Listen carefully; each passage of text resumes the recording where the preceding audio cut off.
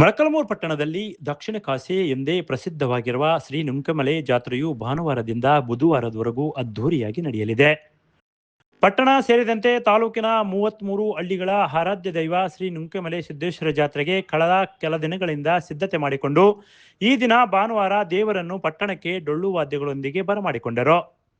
ಪ್ರತಿ 3 ವರ್ಷಕ್ಕೊಮ್ಮೆ ನಡೆಯುವ ಈ ಜಾತ್ರೆಯು ಮುಖಂಡರು ದೇವರನ್ನು ಹೂವಿನ ಅಪ್ಪಣೆ ಕೇಳುವ ಮೂಲಕ ದಿನ ನಿಗದಿಪಡಿಸುತ್ತಾರೆ. ಇದರಿಂದ ಬೆಟ್ಟದಲ್ಲಿರುವ ಶ್ರೀ ನುಂಕಮಲೆ ಸಿದ್ದೇಶ್ವರ ದೇವಸ್ಥಾನಕ್ಕೆ ಹೋಗಿ ಸ್ವಾಮಿ ಅನುಮತಿ ಪಡೆದು ಜಾತ್ರೆ ನಿಗದಿ ಮಾಡಲಾಗಿತ್ತು. ದಕ್ಷಿಣ ಕಾಶಿ ಎಂದೇ ಹೆಸರುವಾಸಿಯಾಗಿರುವ ಈ ದೇವಸ್ಥಾನಕ್ಕೆ ಸಾವಿರಾರು ವರ್ಷಗಳ ಇತಿಹಾಸವಿದೆ. ಅದರಂತೆ ಭಾನುವಾರ ಸ್ವಾಮಿ ಪಲ್ಲಕ್ಕಿ ಮೆರವಣಿಗೆಯ ಮೂಲಕ ಮುಖ್ಯ ಬೀದಿಗಳಲ್ಲಿ ಮೆರವಣಿಗೆ ನಡೆಯಲಿದ್ದು, ಬಳಿಕ ಕೋಟೆ ಬಡಾವಣೆಯಲ್ಲಿರುವ ಸ್ವಾಮಿ ಕಟ್ಟೆ ಮೇಲೆ ಪ್ರತಿಷ್ಠಾಪನೆ ಮಾಡಲಾಗುವುದು.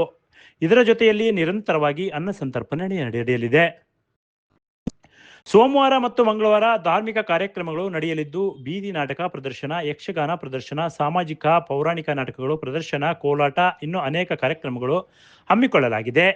ದಿನಾಂಕ 4ರಂದು ಬುಧವಾರ ಬೆಳಿಗ್ಗೆ ಮಹಾಮಂಗಳಾರತಿ ನಂತರ ಸ್ವಾಮಿ ಕಟ್ಟೆಯಿಂದ ಮೇಲೆ ಏಳುವನು. ಬುಡಕಟ್ಟು ಸಂಸ್ಕೃತಿಯಂತೆ ದೊಡ್ಡಪೇಟೆ ರಸ್ತೆಯಲ್ಲಿರುವ ಕೆಲ ಮನೆಗಳ ಕಟ್ಟೆ ಮೇಲೆ ಕುಳಿತು ನಂತರ ಮಧ್ಯಾಹ್ನ ಬೆಟ್ಟಕ್ಕೆ ಕರೆದುಕೊಂಡು ಹೋಗಿ ಗುಡು ತುಂಬಿಸುವ ಮೂಲಕ ಜಾತ್ರೆಗೆ ತೆರೆ ಬೀಳಲಿದೆ ಎಂದು ಜಾತ್ರೆ ಸಮಿತಿಯವರು ತಿಳಿಸಿದ್ದಾರೆ.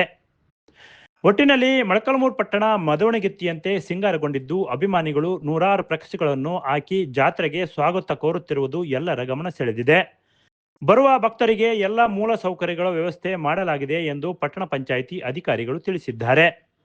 ಒಟ್ಟಿನಲ್ಲಿ 3 ವರ್ಷಕ್ಕೊಮ್ಮೆ ನಡೆಯುವ ಈ ಜಾತ್ರೆಯು ವಿಶಿಷ್ಟ ಮತ್ತು ವಿಭಿನ್ನವಾಗಿ ನಡೆಯಲಿದೆ.